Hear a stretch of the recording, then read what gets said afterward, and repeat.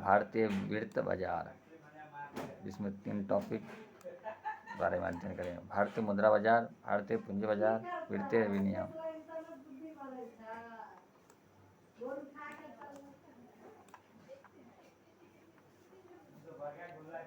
प्रस्तावना: किसी अर्थव्यवस्था में होने वाले धन के लेन देन के बाजार को उसका वित्तीय बाजार कहते हैं।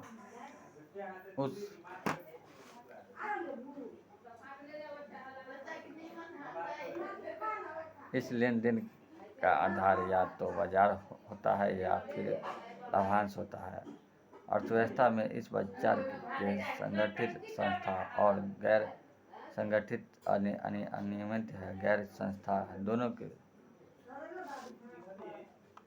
प्रयुक्त हो सकते हैं।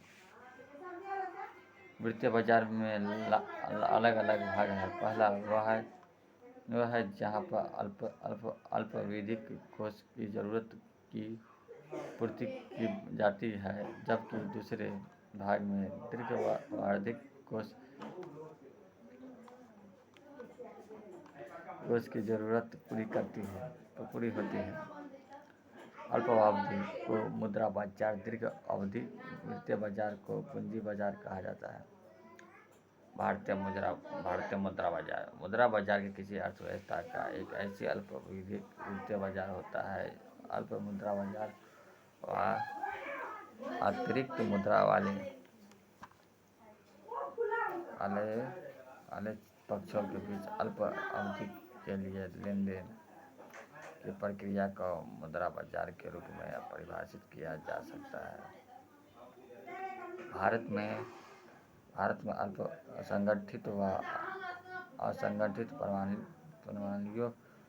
प्रणालियों से बाजार संचालित होता है। इस बाजार में मुद्रा का विनिमय व्यक्ति या समूह के बीच की होता है। इसमें कटौती छूट दर के आधार पर की जाती है, जो कि बाजार द्वारा आधारित की जाती है और दिन प्रतिदिन व्यापार में नकदी के उपलब्धि व भंग द्वारा निर्देशित होती है। वित्तीय छूट दर उस समय की नीतिगत ब्याज दर रिपोर्टेड से निर्धारित होती है। मुद्रा बाजार की आवश्यकता: किसी भी अर्थव्यवस्था प्रणाली की आबादी जरूरत आवश्यकता आय है। उत्पादन शुरू होने के बाद उत्पादकर्ताओं को कार्यकारिणी पूंजी को जरूरत पड़ती है। ऐसी कोष की आवश्यकता केवल लघु अवधि के लिए होती है और इनकी जरूरत कार्यशील पूंजी की कमी को पूरा करने के लिए होती है।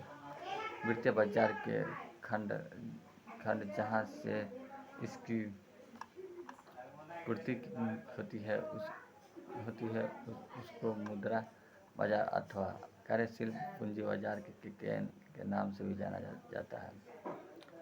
भारत में मुद्रा बाजार। भारत में संगठित मुद्रा बाजार के लगभग 3 दशक पुराना है। चक्रवर्ती कमेटी 1985 में पहली बार देश में संगठित मुद्रा बाजार की आवश्यकता पर जोर दिया और अवधुल कमेटी 1987 में इनके विकास का खाका तैयार किया गया। भारतीय मुद्रा बाजार की एक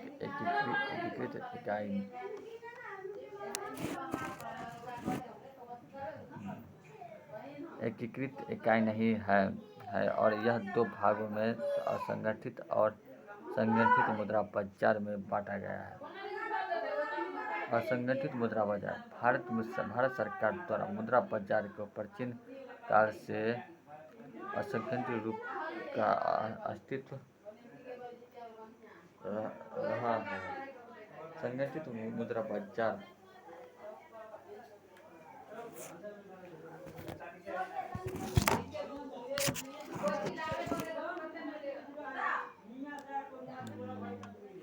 असंगठित मुद्रा बाजार की भांति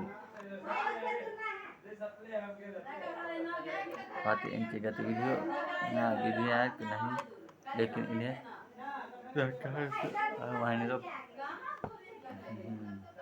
सरकार की मान्यता प्राप्त है। भारत में असंगठित मुद्रा बाजार को 3 अलग अलग श्रेणियों में बांटा जा सकता है। पहला, अनिवार्य गैर बैंकिंग वित्तीय बिचौलिया। अविनियमित गैर बैंकिंग वित्तीय बिचौलिया, चिट फंड निधि जो केवल अपने सदस्यों का ध्यान देते हैं और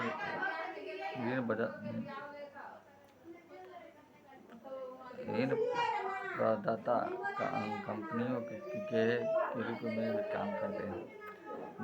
देशी बैंक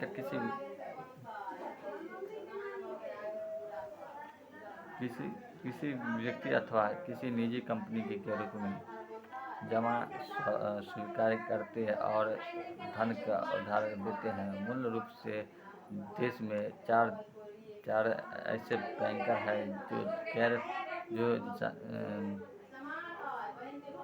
जातीय समूह के रूप में कार्य कर रहे हैं।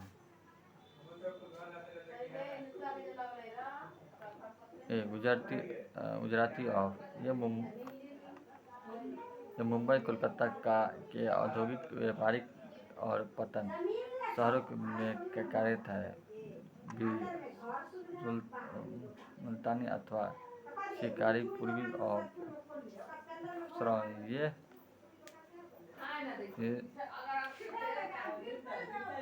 ये मुंबई, कोलकाता, असम के 4 बागानों और उत्तर पूर्वी भारत के कार्यरत है।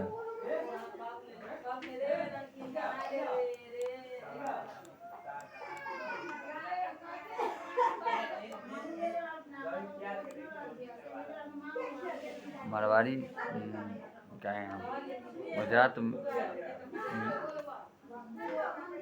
गुजरात अथवा मुंबई और कोलकाता में भी इसकी जोर उपस्थित है।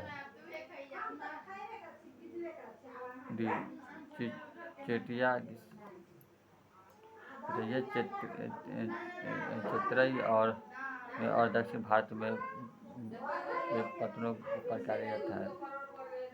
समूहकरण, ये भारत में मुद्रा बाजार का सबसे स्थानीय रूप है और ये सर्वाधिक शोषक तरीके से काम करते हैं। इनके 2 प्रकार होते हैं, पेशेवर समूहकरण, गैर पेशेवर समूहकरण। दूसरा, संगठित मुद्रा बाजार। भारत में संगठित मुद्रा बाजार का 1980 के माध्यम में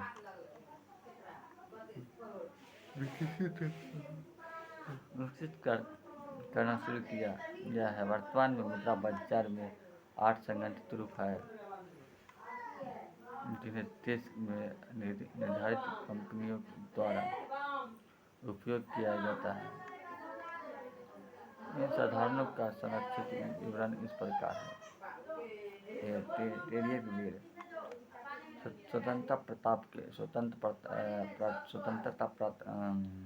स्वतंत्रता प्राप्ति के बाद इस संगठनों को 1986 में संगठित किया गया। उस समय 91,882 तथा 336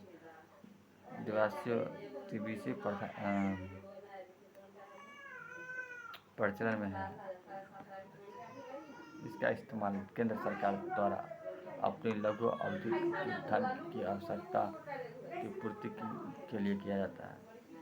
बैंक इसे अपने SLR के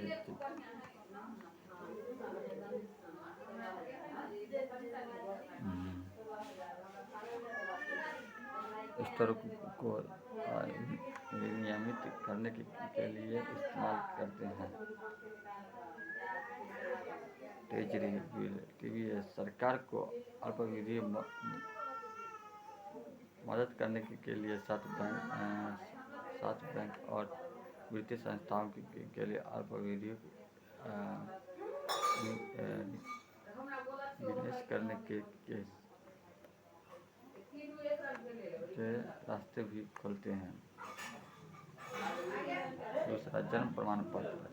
1989 में प्रचलन में आने वाले इस मुद्रा बाजार के असंगठित का उपयोग भारत के बैंकों द्वारा अपनी तकनीकों को धन की कमी की पूर्ति के लिए किया जाता है। बैंक इसे अपने ग्राहकों को अधिसूचना अवधि के लिए जारी करते हैं। यह नेगोशिएबल और बाजार में ट्रेडवर्क भी है। सीडीएस की परिपक्वता अवधि एक वर्ष से 3 वर्ष तक होती है।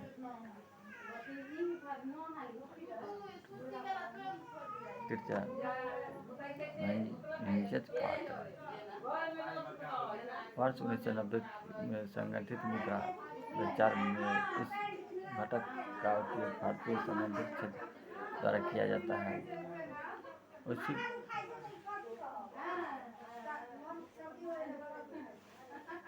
कुछ फर्म द्वारा इसका इस्तेमाल किया जाता है जो कि ट्रेड एक्सचेंज सूचीबद्ध है, साथ जिसकी कार्यकारी पूंजी 5 करोड़ रुपये से कम होती है। इसे जारी करने वाली कंपनियों को आरबीआई द्वारा मान्यता प्राप्त किसी शाखा श्रेणी के एजेंसी से प्राप्त ऋण लेना अनिवार्य है।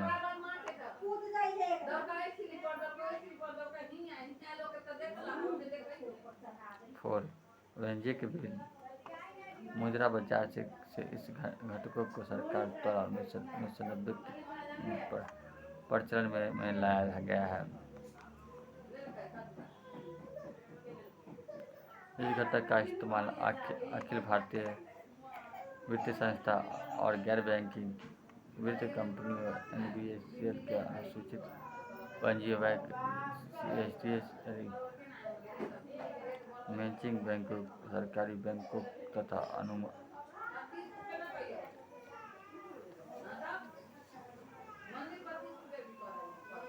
म्यूचुअल फंड कंपनियों द्वारा किया गया है।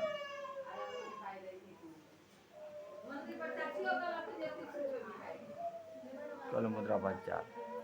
यह एक अंतरबैंकिंग मुद्रा बाजार है जिसका प्रचलन आरबीआई के राष्ट्रीयकरण के उपरांत निखरता है। इस बाजार में एक दिवसीय धन का लेन देन होता है जिसे एक रात का उधार या की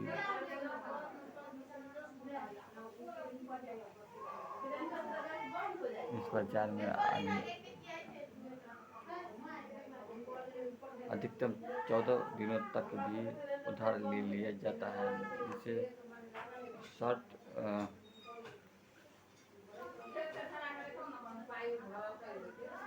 नोटिस कहा जाता है। इस बाजार से उधार प्रतिभूति अथवा बिना प्रतिभूति किया जाता है। LCR, GIC, UTI, IDB तथा NABARD इस बाजार में केवल ऋण आवंटन के रूप में कार्य करते हैं। इस बाजार के ऋण के ब्याज दर का उधार जैसे आरबीआई द्वारा घोषित रिपो दर होता है। मुद्रा बाजार म्यूचुअल फंड।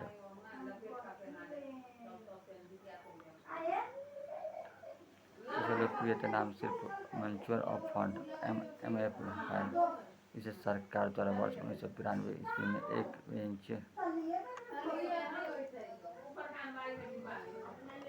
वेंचर लघु अवधि विशेष उद्देश्य से विकसित किया जाता था। प्रारंभ में सिर्फ कुछ सार्वजनिक क्षेत्रीय बैंकों तथा यूटीआई को ही यही इसमें प्रवेश की अनुमति है। मार्च 2020 के बाद इसके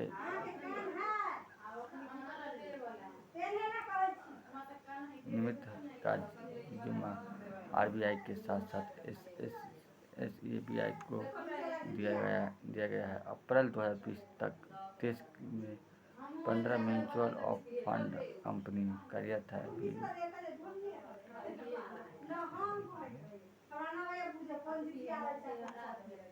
कुछ 28 करोड़ रुपए के फंड का प्रचलन किया जा रहा है।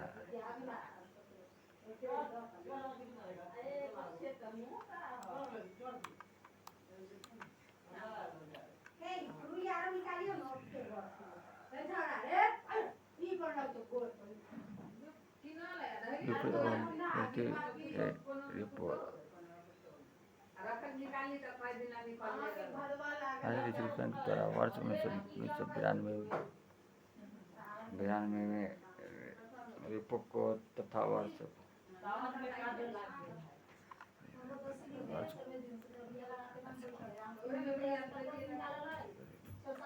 1996 के प्रतिवर्ष रेपो को प्रचलित किया जाता है।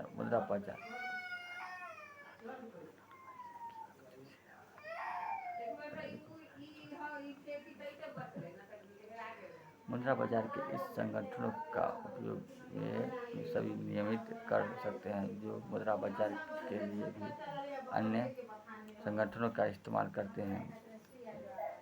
इसके ब्याज दर अन्य संगठनों की अपेक्षाकृत कम बनी रहती है। रेपो के अंतर्गत बैंक और संस्था आरबीआई से छोटी अवधि का उधार लेते हैं। इसी प्रकार प्रतिवर्ष रेपो के अंतर्गत बैंक एवं संस्था आरबीआई को छोटी अवधि का ऋण देते हैं।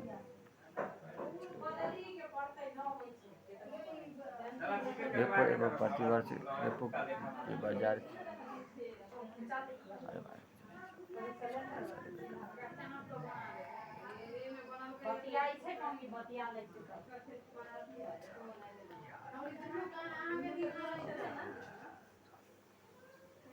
दरों की अवधि आरबीआई द्वारा की जाती है। आरबीआई समय समय पर रेपो और रिवर्स रेपो या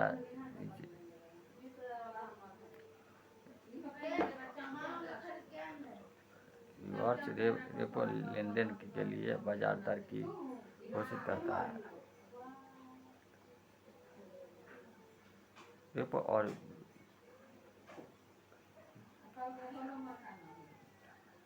रिवर्स रेपो के प्रबंधन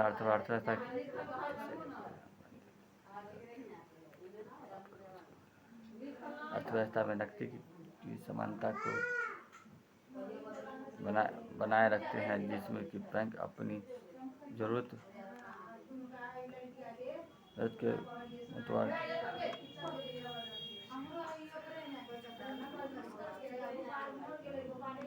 राशि निकाल सकते हैं और अतिरिक्त निकासी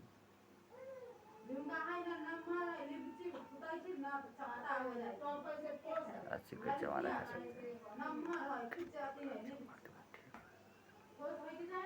अर्जित पेट्रोल कमेटी की सिफारिश को स्वीकार करते हुए भारतीय रिजर्व बैंक ने अप्रैल 2014 में मान्यता रेपो और नियमित रिवर्स रेपो की लागू करने की घोषणा कर दी है।